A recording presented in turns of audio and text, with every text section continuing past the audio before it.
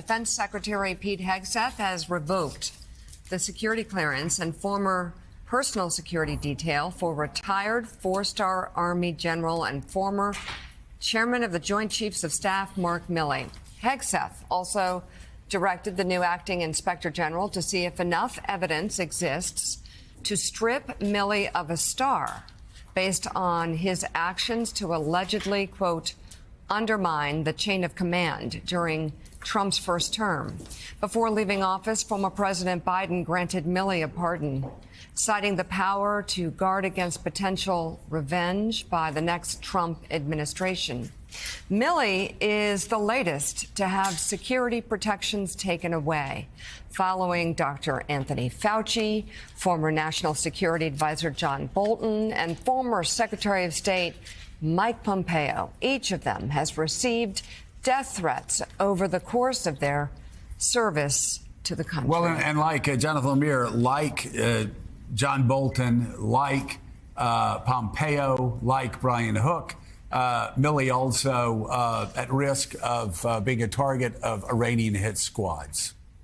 Yeah, he is. There are legitimate threats to General Mark Milley. He has told friends about them, concerned about overseas threats, also concerned about threats coming from Trump supporters because Donald Trump has vilified him for so long. And it's now worth reviewing retired General Milley's distinguished service to this country.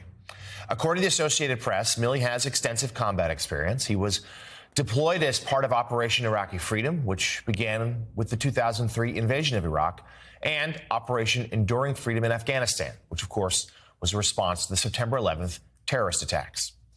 Milley's other deployments include assignments in Egypt, Panama, Haiti, Bosnia-Herzegovina. He has extensive service in Iraq and Afghanistan.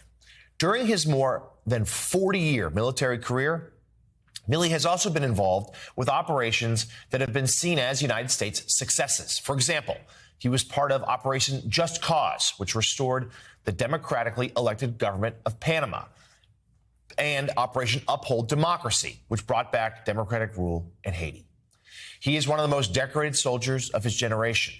According to the website of the Association of the United States Army, Milley's awards and decorations include the Defense Distinguished Service Medal, Army Distinguished Service Medal with 2 Bronze Oak Leaf clusters, Defense Superior Service Medal with 2 Bronze Oak Leaf clusters, Legion of Merit with 2 Bronze Oak Leaf clusters, Bronze Star Medal with 3 Bronze Oak Leaf clusters, Meritorious Service Medal with a Silver Oak Leaf cluster, Army Commendation Medal with 4 Bronze Oak Leaf clusters, Army Achievement Medal with 1 Bronze Oak Leaf cluster, National Defense Service Medal with 1 Bronze Service Star, Armed Forces Expeditionary Medal with 2 Bronze Service Stars, Afghanistan Campaign Medal with 2 Bronze Service Stars, Iraq Campaign Medal with 2 Bronze Service Stars, Global War on Terrorism Service Medal, and the Korea Defense Service Medal. Joe and Mika,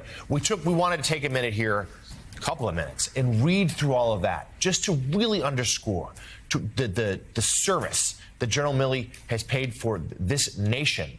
And now, because he has run afoul of Donald Trump, losing a security detail that would help keep him safe going forward. Now, one of the many lies that were spread about him through the years has been that he didn't see combat experience, which is, of course, preposterous. He's seen combat experience across the globe. And again, one of the most highly decorated soldiers of our generation. Mike Barnicle, it will be interesting to see what is said by those who served alongside him, with other generals that have known him, like James Mattis, other people that served with him in the cabinet.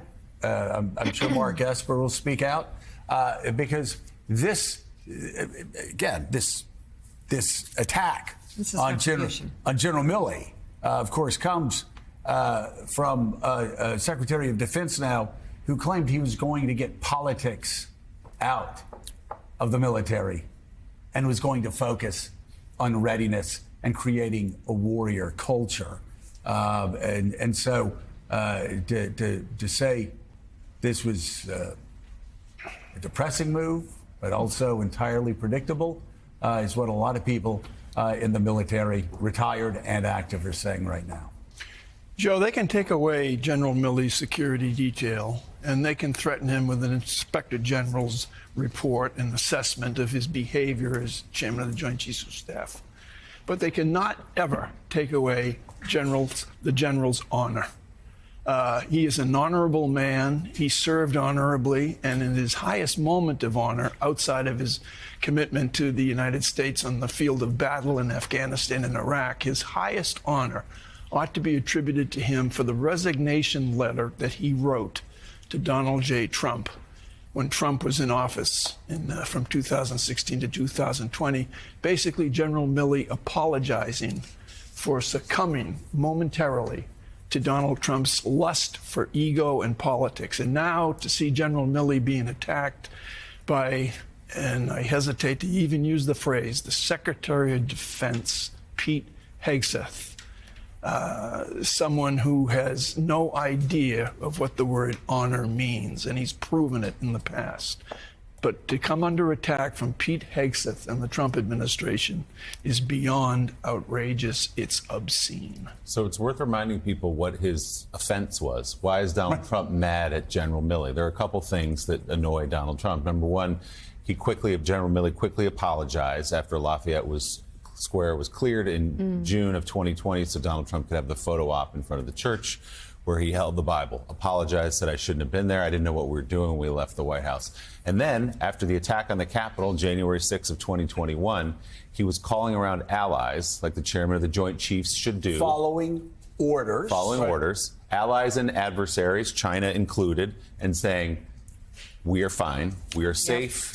There's no nuclear threat. We have the codes. This is what you do following orders through the chain of command. And that annoyed Donald Trump that he didn't rally to his side as his supporters were attacking the Capitol, for which they were later convicted and now released from prison by Donald Trump. You know how many times that happens? Yeah. How many times that has happened when there are difficult domestic problems? How many times that happened during Watergate? How many times that Henry Kissinger constantly calling around saying, everything's fine. Yeah. We're going to be fine. Dr. Brzezinski at times calling around allies and adversaries saying, we're fine. No need. I mean, for Donald Trump supporters to call that treasonous shows how little they have read history, because this is what Secretary of Defense's, national security advisors, I bet Jake Sullivan did it 20 times. I bet Dr. Brzezinski did it 20 times. I bet Brent Scowcroft did it 20 times. This is what these people do. Yep. They say, hey, everything's fine. Things are a little crazy right now over here, but no worries. And the new White House press secretary yesterday in her first briefing was flippant when asked, will the president take responsibility if something happens now to General Milley? He doesn't have security anymore. He needs it because of the threats, because of everything Donald Trump and others have said about him.